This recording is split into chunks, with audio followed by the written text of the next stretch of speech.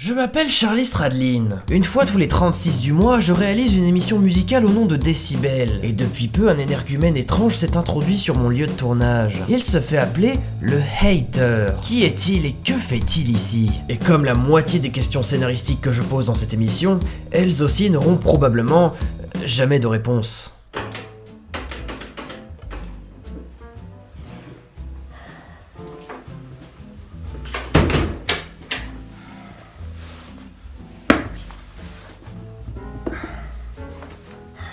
Ah bah enfin, t'es revenu. Putain, j'avais oublié qu'on squattait mon appart. Ouais bah figure-toi que ça va durer jusqu'à ce que tu fasses quelque chose de bien avec cette émission de merde. C'est pas avec ce genre de remarques que ça va arriver. Oh tu sais, tant que tu parles de sujets un peu plus sérieux, moi tout me va hein. Plutôt que de parler d'argent là. T'as plus 4 émissions à faire et voilà les sujets que tu traites.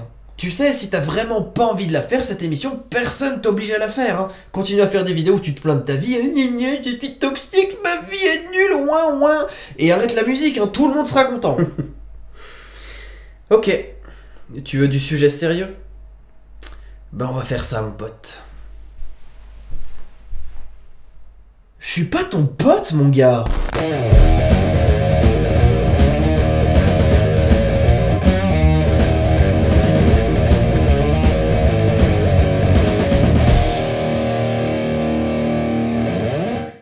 Nul n'a le droit en vérité de me blâmer, de me juger, je précise que c'est bien la nature qui est seule responsable si je suis un homo comme ils disent. Repose en paix l'artiste. Amoureux de la musique, salut et bienvenue. Non mec, tu peux pas faire une vidéo sur ça. Putain, mais tu viens de te plaindre de... Mais qu'est-ce que... Pourquoi? Parce que pour parler de ça, il faut avoir certaines choses que tu n'as pas. Et en plus, vu que t'es personne sur internet, tu peux pas te permettre de dire quoi que ce soit là-dessus, parce que t'es crédible aux yeux de personne, car comme je l'ai souligné il y a 5 secondes, t'es personne sur internet. T'as fini? Ok.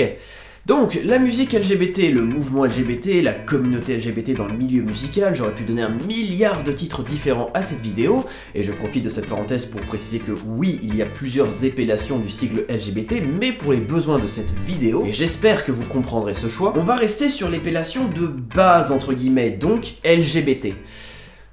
Parenthèse fermée, attaquons maintenant le vif du sujet. Et on va commencer par le commencement, à une époque formidable où il était très clairement mal vu d'être une personne non hétérosexuelle. Jusqu'aux années 60, les chansons traitant de ces différents thèmes sont extrêmement rares, le mouvement commence légèrement à devenir un peu plus courant durant les années 80, et encore plus dans les années 90, et enfin, à partir des années 2000, ça explose, la liste des titres est interminable, et l'est davantage à partir des années 2010. On retrouve des noms comme Mika ou encore Lady Gaga dont on parlera un peu plus tard, bien évidemment. Bref, vous l'aurez compris, plus on avance dans le temps, plus les musiciens deviennent petit à petit concernés par la cause LGBT. Même s'il aura fallu des dizaines de décennies pour en arriver là, parce qu'à l'époque, c'était pas vraiment ça. Je fis alors une enquête et j'appris que la femme dont elle était le mari était un garçon brisé que pour fille on faisait passer. Et ça, c'est sorti en 1920, et à votre avis, est-ce que cette chanson a été chaleureusement reçue par le public de l'époque? Oui, bah ouais, carrément. C'est non. On va avancer un peu plus vite dans le temps parce que malheureusement, avant les années 60, on n'aura pas beaucoup de contenu à se mettre sous la dent. Et les quelques musiques qui existent sur le sujet sont rarement trouvables sur internet. Et ça commence timidement avec un titre des Beatles écrit par John Lennon qui raconte l'histoire du chanteur qui se sent plus bas que terre et se sentant obligé de cacher ses liaisons homosexuelles. Parce que oui, ça peut paraître un peu bête de cacher ce genre de choses, sauf qu'à l'époque, entretenir une relation homosexuelle était un crime en Grande-Bretagne. Ouais, un crime. Bon, évidemment, c'est plus le cas depuis quelques années maintenant, mais je vous avoue que je sais plus depuis combien de temps exactement. Dépénalisation de l'homosexualité en 67 pour l'Angleterre, en 81 pour l'Écosse et en 82 pour l'Irlande du Nord. Mais c'est exactement ça, merci beaucoup. Attends. Depuis quand t'as décidé de m'aider à faire cette émission? Écoute, pour une fois que tu parles d'un truc qui en vaut vraiment la peine, la moindre des choses c'est de t'encourager dans cette voie. Alors j'y mets un peu du mien. Ok. Soit. Bah très bien, je passe à la suite alors. Une des rares musiques d'avant les années 70, Arnold Layne des Pink Floyd, sorti en 1967, qui évoque un sujet très peu, voire pas du tout traité à l'époque. Il est question d'une personne transsexuelle qui passe son temps libre à voler des vêtements de femmes pour les porter à son tour. Bon, à l'époque, on n'écrivait pas des textes extrêmement engagés sur le sujet, parce que soit c'était assez mal vu de le faire, soit la chanson se faisait direct censurer. Mais un titre a réussi à échapper à ce triste sort en 1972. Walk on the Wild Side de Lou Reed est l'une des rares chansons des années 70 à traiter de la transsexualité, tout en se payant le luxe de se placer dans le top 20 des charts en Grande-Bretagne et aux USA. Et ça on le doit en grande partie à David Bowie qui aura produit l'album dont est tirée cette chanson. David Bowie qui aura signé à son tour plusieurs morceaux sur le sujet. Allez hop, c'est qui fait des transitions pétées maintenant? J'avoue, c'était propre. Bien joué. Merci. T'es vraiment bizarre, toi. Jeté à l'œil. Évidemment, Bowie n'aura pas écrit qu'un seul texte sur le sujet, ce n'est pas un grand secret, il se trouve qu'il était plutôt concerné directement, comme il aura pu le faire comprendre dans des titres comme Velvet Goldmine, Boys Keep Swinging, Hello Space Boy, ou encore Rebel Rebel. Mais bon, si vous vous êtes déjà un peu renseigné, vous savez déjà que David Bowie n'est pas celui qui a fait le play of the game des années 70. Eh non, la vraie drama queen dans les années 70, c'était bien évidemment... On ne pouvait évidemment pas passer à côté de la comédie musicale Rocky Horror Show de 1973 qui aura donné naissance au célèbre film The Rocky Horror Picture Show. Sorti en 1975, qui était une putain de révolution à l'époque et qui, encore aujourd'hui, continue de faire parler de lui. La comédie musicale continue d'ailleurs d'exister et de se représenter un peu partout dans le monde. Il y aurait beaucoup de choses à dire sur le Rocky Horror Show et son film, mais on reviendra là-dessus dans une émission consacrée entièrement aux films musicaux qui sortira dans les prochains mois. Quoi? Je viens de faire une promesse de vidéo que je vais peut-être pas tenir, encore une fois, et toi tu dis rien. Oh, mais tu sais, au fond de moi, je suis convaincu que les gens peuvent changer. Ok, t'es vraiment trop bizarre. Tu sais ce qu'on va faire? On va arrêter le tournage pendant quelques temps, je sais pas combien de temps exactement, et moi, en attendant, je vais faire un tour dehors pour me vider la tête, parce que là j'en ai marre, voilà. Allez, salut! Mais tu viens juste de rentrer et tu repars déjà. Rien à foutre! Bon après, on va pas se mentir, hein, s'il y a bien une seule musique que les gens retiennent des années 70, c'est bien celle-ci.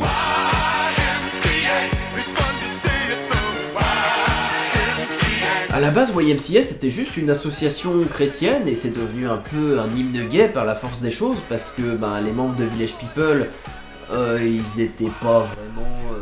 ils étaient gays en fait, hein. On va pas passer par quatre chemins, on va pas le dire. Je peux savoir ce que tu fais? Vu que t'as pas l'air décidé à la faire cette émission, je me suis dit que... Tu te dis rien du tout et tu vas rien présenter du tout en fait. Allez, retourne à ta place. Et bonne soirée surtout. Bon, sortons un peu des années 70 et passons à la décennie suivante, et plus précisément en 1984, avec un titre que vous connaissez déjà tous. I want to break free. Mec, t'as repris la place pour parler de Queen, t'es sérieux? Bah quoi? La chanson parle à aucun moment de manière explicite de quoi que ce soit en rapport avec ton sujet. Ouais, mais on sait bien que Freddie Mercury, il est pas vraiment... Est-ce que tu serais en train de dire que Freddie Mercury est un imposteur?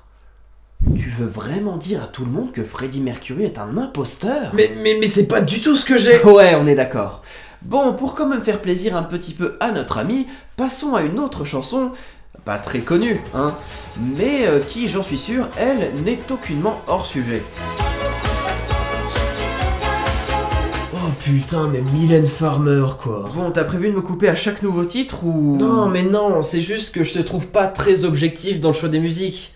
Quitte à parler de musique française, c'est quand tu parles de troisième sexe d'Indochine. Ok, donc de 1, va te faire foutre, et de 2, va bien te faire foutre.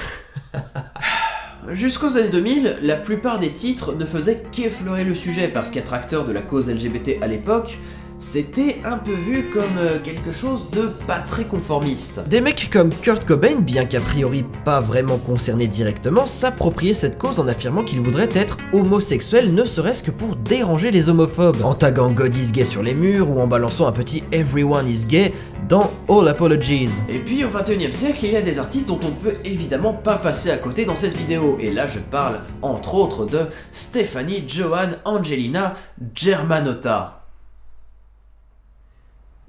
C'est qui? C'est Lady Gaga, mais je voulais faire comme tous les youtubeurs qui citent les noms complets des artistes avant de donner leur nom de scène, tu vois, pour me donner un genre, alors que j'en savais absolument rien avant de tomber sur sa fiche Wikipédia. Lady Gaga, que l'on ne présente plus, qui aura eu l'occasion d'écrire un bon paquet de chansons à ce propos, que beaucoup ont connu à l'époque grâce à ce fameux titre.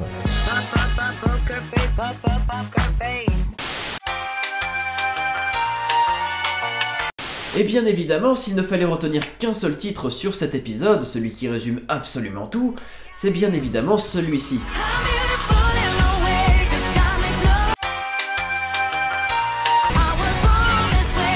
En bref, elle a participé à énormément de rassemblements pour cette cause ces dernières années et s'est imposée comme une véritable figure pour les droits de la communauté LGBT au XXIe siècle. Dans un style plus ou moins similaire, t'as aussi Katy Perry qui sera aussi active de son côté, même si bien évidemment la première musique qui vous vient en tête dès que l'on parle de Katy Perry, ce sera évidemment celle-ci. Ou encore dans le même style, celle-ci. Et encore dans le même style, celle-ci. Mais vous me voyez venir, à force de répétition, le message dans ces musiques est pratiquement le même, qu'on pourrait résumer à « j'aime les gens du même sexe que moi ». Et alors? Même Rammstein aura pris la parole sur le sujet en écrivant sur les violences envers les personnes homosexuelles dans leur titre ça. Oui, bon, déjà que l'accent anglais c'est pas vraiment ça, alors l'accent allemand, wow. Mais tout ça, ça représente littéralement rien face à ce magnifique titre français signé par un de nos groupes parodiques les plus appréciés. Ce soir dans le club, ça va être bestial. Je te ripère au milieu de la piste. Quoi? Ouais, alors, balancer comme ça paraît un peu bizarre, je sais. Un peu, ouais. Mais en fait, à l'époque, ce titre était aussi, indirectement, une critique envers les rappeurs qui mettaient un peu trop en avant leur hétérosexualité dans leurs clips. Pour apprendre au final que ces mêmes rappeurs ne l'étaient pas totalement hétérosexuels. Ah ouais? Qui ça? Ça, je vous laisse le chercher par vos propres moyens. En attendant, j'espère que cet épisode vous a plu. Merci de l'avoir. Mais tu peux pas terminer ça sur Fatal Bazooka, ça se fait pas. Oh putain. Eh bien, on va conclure ça autrement alors, ok? Bon, la musique LGBT prend de l'ampleur d'année en année, et plus on avancera dans le temps, et plus ça sera le cas. Personnellement, je suis persuadé que la musique aide beaucoup la communauté LGBT à défendre ses droits et à se faire entendre. Alors si elle peut prendre de l'ampleur d'une quelconque manière, j'en serais très heureux.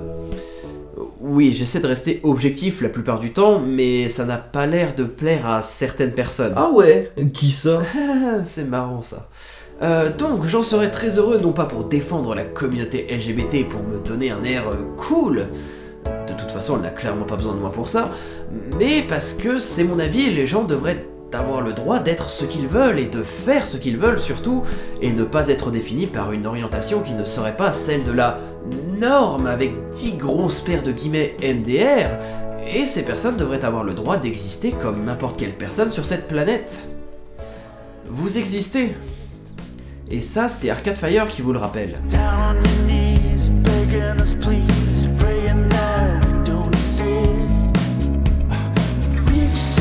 Ah, bah voilà, ça c'est une belle fin d'épisode. Ah oui, c'est forcément une belle fin d'épisode puisque c'est le moment où je m'en vais, et donc que je n'aurai plus à te supporter. Allez, la bise à toi aussi, lâche un pouce bleu.